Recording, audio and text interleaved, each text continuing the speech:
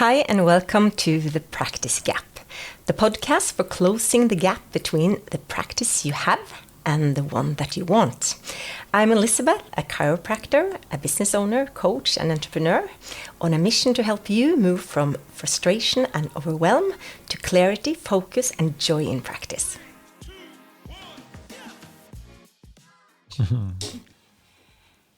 Hi and welcome back to The Practice Gap. Today we're going to do something a little bit different. I'm sitting down with David Bandele, who works in a large, structured company. And we are going to explore one powerful question. What can small clinics learn from big business? Could you please tell the audience a little bit about yourself? Sure. And hopefully we'll learn vice versa, right? Yeah. So I don't know about big company, I would say medium company, but obviously versus smaller practice is reasonably big. We have a revenue of 5 billion Norwegian crown. Market cap tends to vary somewhere between 5 to 10 billion. So it's a decent sized company, 1,000 employees. 1,000 employees, in my world, that's a really big company. But I guess in the big, when you look outside myself on the little bubble, I guess that's medium size. So I learned something new. What is a big company? Oh, that would be tens of billions, market cap in the hundreds of billions, for example. Yeah. So they have different categories, but I think this is medium size. It's still, I can keep my hands around it. Could you share what your job looks like? And what it kind of looks like to work in a medium-sized big company. Sure. My title is Chief Financial Officer. It's what they call a C-suite role. So you're an executive officer, so you do get involved with everything about the business. And I guess we're going to talk about some of the processes that you may not have so much time for or expertise with a smaller company, but we get involved. Obviously, it starts with the strategy. We're a listed company, so we have what they call an equity story. So what should shareholders buy into if they want to buy into our business? And then, basically my hands-on tasks, the finance, treasury, investor relations, tax, ESG, something that you escape as a smaller What is an company. ESG? Yeah, it's environmental, social, and governance. So it's more what you would say, how green is your company, what are your social practices, your governance, and of course, how you impact the environment. So if you think something a big company does really, really well that a small company like ours could benefit from? Sure. I'll speak in terms of a public listed company. So I think one of the good things a big company does is that it has a lot of resources to hand and expertise. So it can specialize in many different areas. So for example, they have a finance department, right? It takes care of all of those things that, might be somewhat cumbersome if you're a one-person clinic or whatever. The other good thing is being able to step outside because we definitely do need to market the company. There's lots of companies that investors want to invest in, and how do we make ours more attractive? So marketing the company is very good. We spend a lot of time thinking, what do we want to project? Business development, again, back to resources. I can go to somebody else to say, guys, we need to grow this top line, As a small company, obviously, everything you're doing is by yourself. And I think the time to take to really look at the strategy is a key thing. I would imagine when you are just a one person or a small clinic or small business, having to take care of many things. The strength of that is that you really know your business. I mean, you know it inside out. The weakness is you don't have time to do everything. And sometimes you're so caught up in execution, the actions you have to do daily. First of all, how you're practicing in your clinic and then doing your accounts, etc. Versus being able to stare a little bit down the road and say, well, what's going to happen in 3 to 5 years? What is the playground like? So that's kind of one of the advantages of having enough resources and size to do that. So what you are actually saying, we can start very specific here.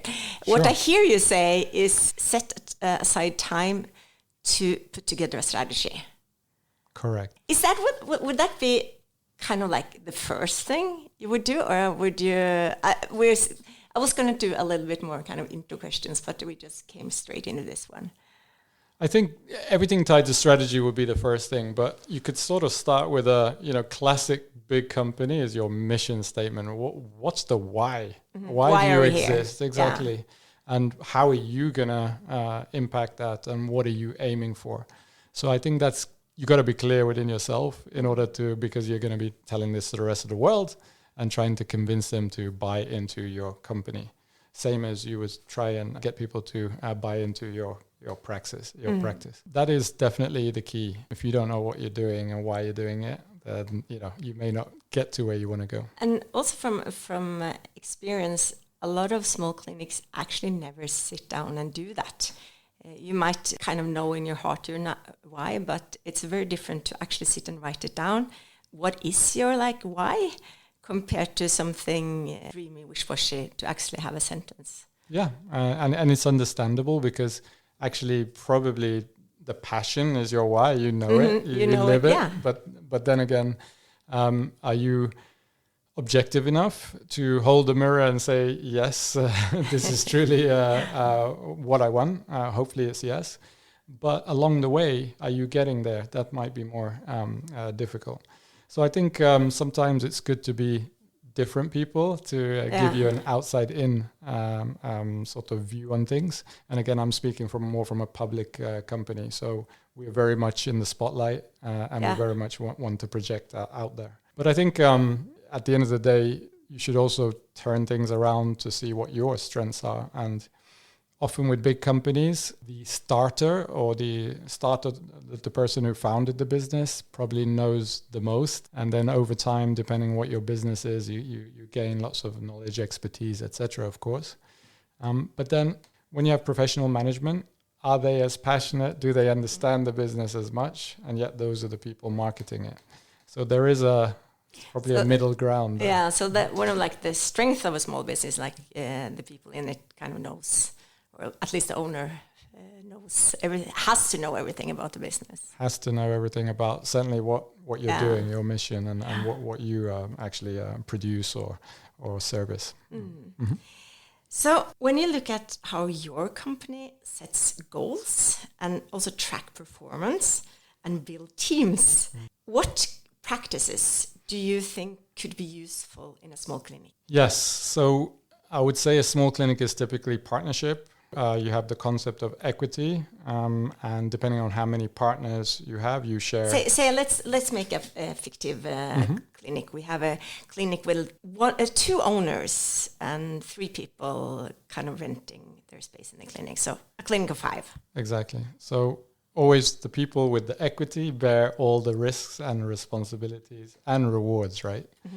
So of course. What do you mean by equity? It's not. Sure. Yeah. So equity just means your ownership right. So if you're in that example, maybe one person's a 40% owner, the other 2 are 30% owners. So you have 30% equity in that partnership. Again, so looking at the partnership and the equity, of course, you already as a partner understand that the more you work, the more you earn, the more you will get personally that reward. The example that you gave with was it 3 other workers there? They may have different incentives in this situation. They may be working elsewhere as well. This is just one of many jobs, etc. And of course, you need to then, first of all, know the strengths of your team, which hopefully you've done. You all feel they're good in contributing. And then in our experience, no matter how big the company is, you need to see the incentives. Do the incentives work? And there can be cultural differences. Our company operates in Norway, US, and Europe. And I can tell you the incentives culture can be very different between those countries or even regions. So really intimately know what drives that person and then try and target an incentive. It may just be a cash bonus, very simple. It may be a promise to partnership in the future, so a promise to some equity in the future, etc. And you can then track these to very targeted objectives, like bring in 20% more people, bring in 50% more whatever. So once you track those, when you set those goals and objectives, it's very important, as you said, to track them and actually really track them measure them first of all, comment on the performance of versus what you expect. Everybody, I hope, sits down and makes a budget at least once a year. At least now we do. It took quite a few years, but a lot of, because we are in health care, very many people in healthcare, they don't want to talk about money. It's very difficult. So even then just saying, you know, like, what's the budget? It creates this like fear. The money should just be something. It's easier almost to say, well, I would like to help this many patients, but to actually to put down the numbers, which I think is also, it's important to have some concept about what you need to earn. Right. It's very difficult for many in healthcare. And this is where you go back to the basics. Why did you start up? Number one. So maybe some people say, I want to help everybody. Well, perfect, you know, and then you start narrowing it down. I want to have 100 patients. I want to have 500.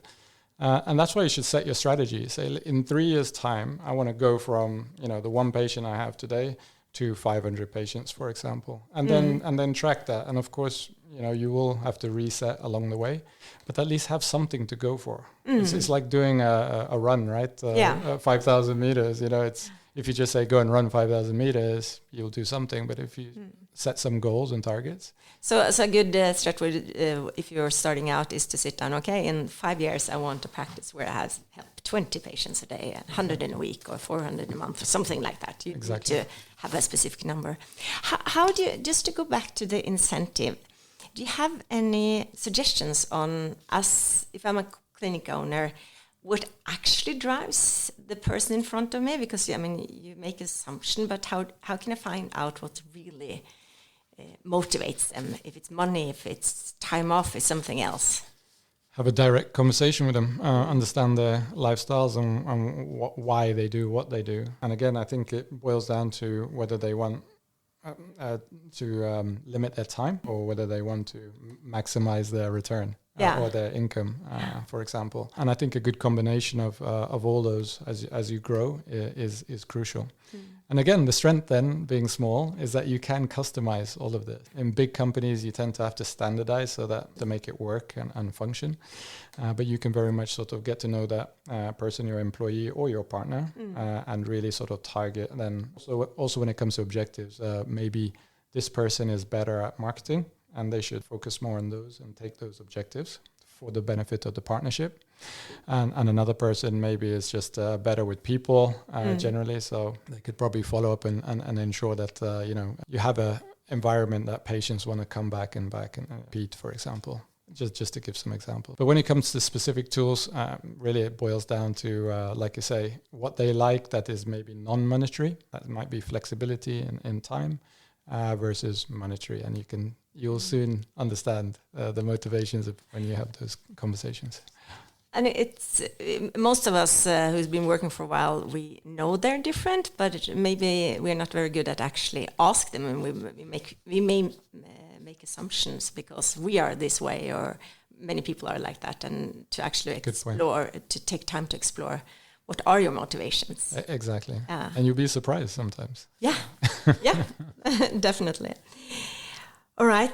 If we think about staff development and learning, what are things that we can do in small clinics? Because I'm sure you have some bigger programs to ensure that we are all moving along and learning the new things we need to. What can smaller clinics do? I think it's the same there. Again, what are you aiming for? If your mission is to have the highest quality practicing standards, then of course, without keeping up to date with what's out there, would be, I would say, a deviation from your mission or objective. So definitely, again, back to what are you driving, what you're out for, and then just target the, for example, education. There's nothing like learning on the job. So in most big companies, you have these models where it's 70% learning on the job, 20% is can be specific targeted training and 10% general awareness. So I would do some healthy discussions around that, and it may be that some people like to it would be really nice to have a course in a foreign country that happens to be warm weather at the time. Yeah. And it's a smaller thing, it's affordable, but it really generate some sort of, how would you say, employee or partner loyalty. So just for the 70, 20, 10, I do like kind of structures to hang things on. So you're thinking 70% of the week would be learning through patients, having Correct. patients. And then you should really set about 20% of your time to actually, work on some specific, like this month we'll work on infant exam or whatever you're interested in. And then 10% should be just general learning about anything. Yes, and you can swap that 10 or 20 yeah. or the percentages, absolutely. But I think probably, and it depends on the phase of the career, I imagine, because it's so important to get the learning on the job quick, but you don't want to be learning the wrong things as well. And then we haven't touched it, but competition, you're not in the race alone, unfortunately, or if you are, you're in a good position. But the competition's out there, then you have to really keep an eye on what's going on. And again, a strategy, you mentioned the term SWOT analysis, the strengths and weaknesses are very easy to do when you're a small practice, to hold a mirror to yourselves. But the opportunities and threats that are out there. Why don't you, can we go a little bit in detail to make sure the audience is with us with the SWOT analysis? Could you explain what that is? Yeah, it's one of... And how we do it. Sure. It's very much a textbook analysis, one of many different tools that are out there, but I prefer the SWOT, so meaning strengths, weaknesses, opportunities, threats, because it really covers everything you need to think about. Strengths being, what you do well, what does your practice do well, your individual partners or practitioners, what do they do well? And then obviously weaknesses and the human brain is geared towards more. Really great at, especially like females are super great at all our weaknesses. So that should be no issue as well. And you can't really hide, right? You should hold that mirror to yourself. And then, as I explained earlier, I think the issue is really spending time with the 100-meter gaze and saying, well, what are the opportunities and threats? So is this a changing landscape or not? Am I going to be doing the same sort of techniques now that I do before? Are the patients going to be the same? Things are changing a lot. Yeah, things are changing. And I guess they impact when and where and what style of patient you will have in the years to come. How are you prepared for that? So that's a very generic question, but I think you could probably do 2 days of discussions and find out quite a lot. It's quite interesting because they are changing, their demands and their lives are so different from now. And of course, we see their problems are so much more complex, and the lifestyle problem. It's the patients now are completely different from when I started out almost 30 years ago. Exactly. So again, and then you would hope that not only the education of yourselves, but your staffing, or you have to be a little bit strategic with the type of person you're looking for as well. They may not be the same as you have today. So as an owner, I have to also look at how are the people now. Correct. So I'll have to check out my new, what my patients need, and then maybe look for other things. Yeah, start from the customer first, or what your interpretation of the customer need. And of course, try and meet those unmet needs. And if you're the first person to meet the unmet needs, you're doing good. You're doing good. Yeah. Perfect. Thank you. So what advice would you give a young person who's starting in a clinic or a small business and about taking ownership early and contributing to the clinic and to their own kind of growth? You're probably better placed to answer that, but let me just imagine I'm new coming in, and I have a slightly different mindset just because of generation, whatever. I would want to make myself useful immediately. I would want to hopefully impress, and I would probably go into the areas where I feel that, hey, this might be old-fashioned or something, or have you considered this? So as a young person coming in, it's like, okay, you need to learn what you need to do, but what sort of angle can you bring to it that is different? Because that does make you more valuable. And if your current employer doesn't find you valuable, I'm sure somebody else will. And I think you need to be both again, you come in, you assess the situation, see if you can add more value. But of course, at the end of the day, if you're in that profession, you need to learn it well. So hopefully it's an environment that will allow you to learn the basic skills. But how can you put your little measure on that? So if I was recruiting, and I can tell you an example in my company, AI analytics is really racing ahead on everything, not just how you work and making your work maybe more efficient, but even just manufacturing products, autonomous factory. You can just keep the lights on and it does what it does. You can't afford to say that, close your eyes and say that's not happening. So I've had to also staff up with people who understand this, people who can code, people who, because don't do that, you won't get far. And of course you can also buy that in. But I think you also need to start bringing that into the DNA of your company or the DNA of your practice.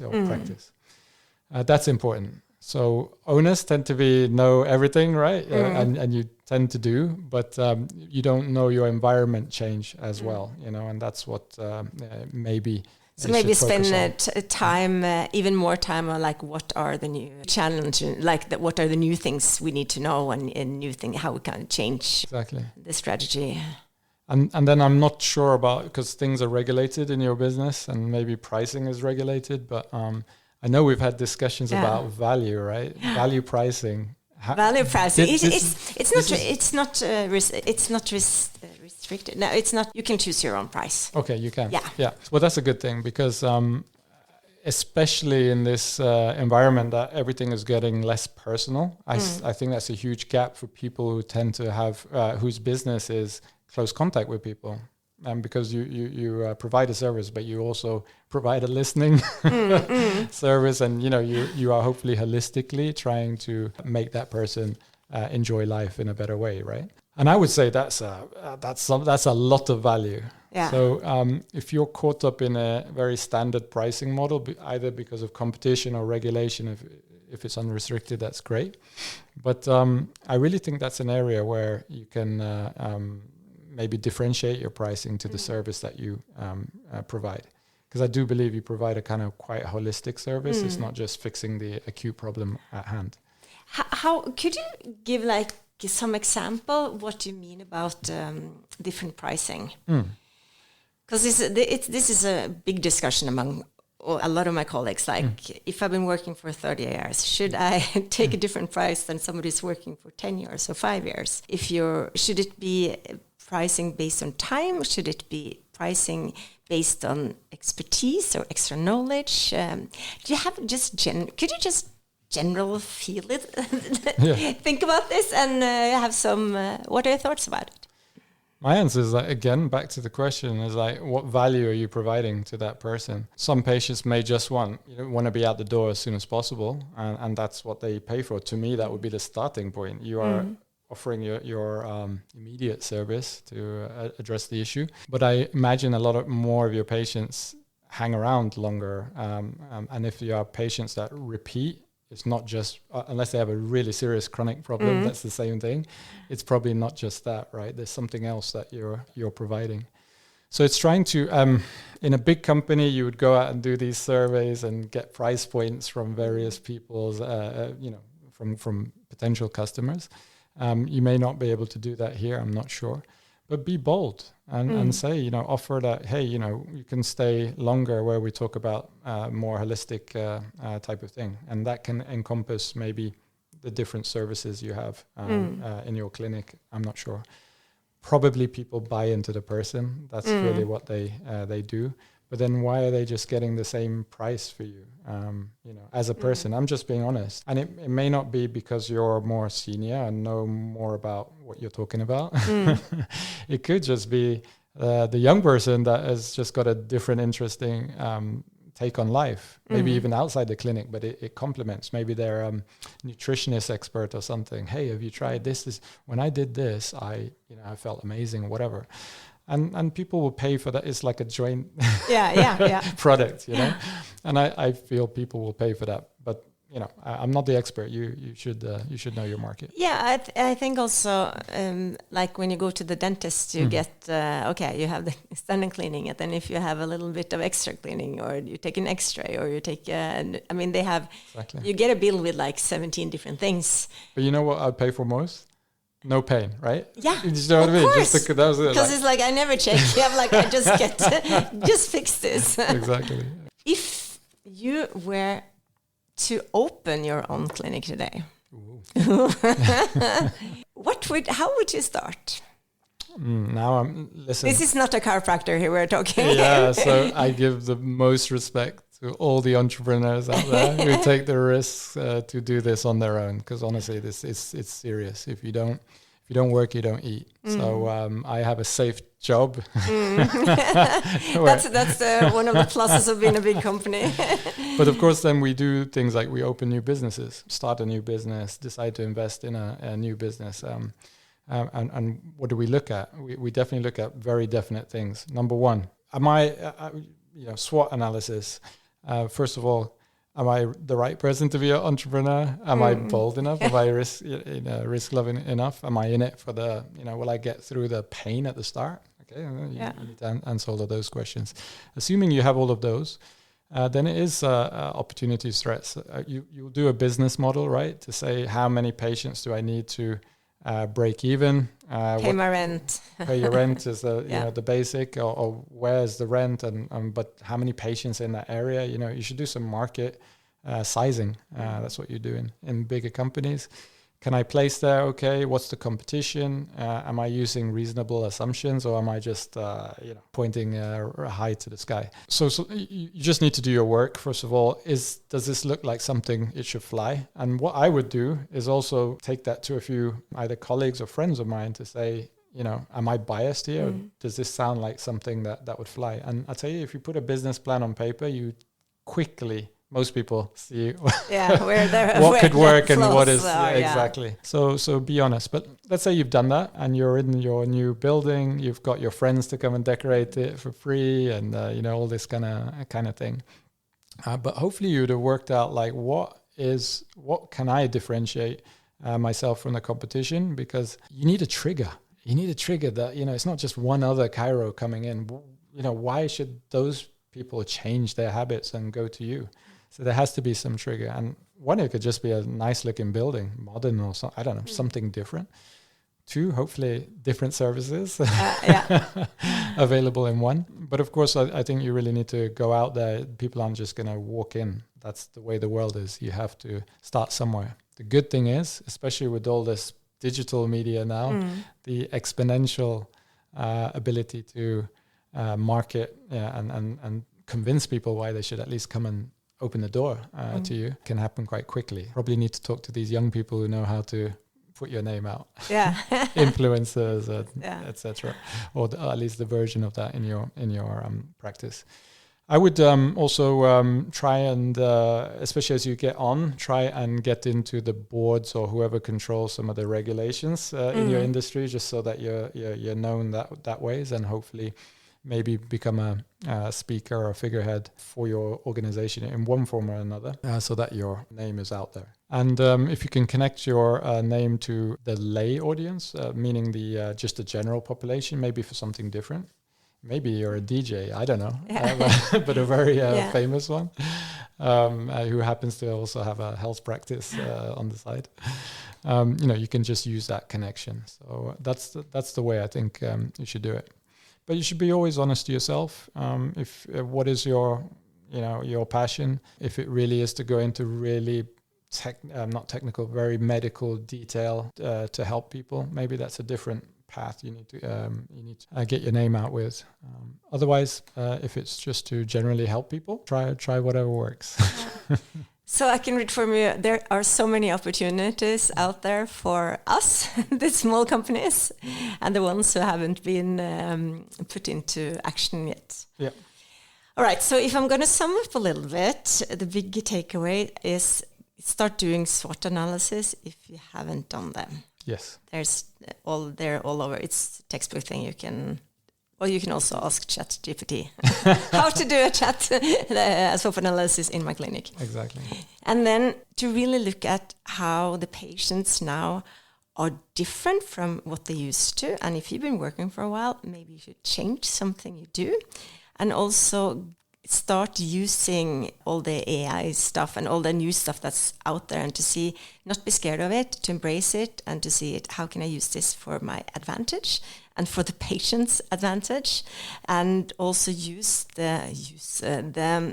really get to know the people in your clinic. If you get new people in, find out how they can renew the things, your clinic, and not be scared of it, and invite them in to help transforming it. Exactly. Is that okay sum up? I think it's a very good summary. Anticipate the change. Yeah. Look a little bit further ahead. Yeah. Not only for the opportunities, but defend against the threats. In your industry, you've had a lot of pressure, both from regulation wise and also other practices wanting to steal your market share. Yeah. But I love this thing about the patient. Just think, in 5 years' time, with all this gaming and that kind of use, I think there's a heavy market there for getting people to be mobile again. So that's a good thing. That's a good trend. That's a good trend. Bad for society. Bad for society, good for us. All right. Thank you so much for coming and sharing your knowledge with us. And I am so happy that you're here. And I hope all you, the audience out there, have practical things to do tomorrow to help grow their best business. Perfect. Hope so too. Yes. Thank you. Cheers.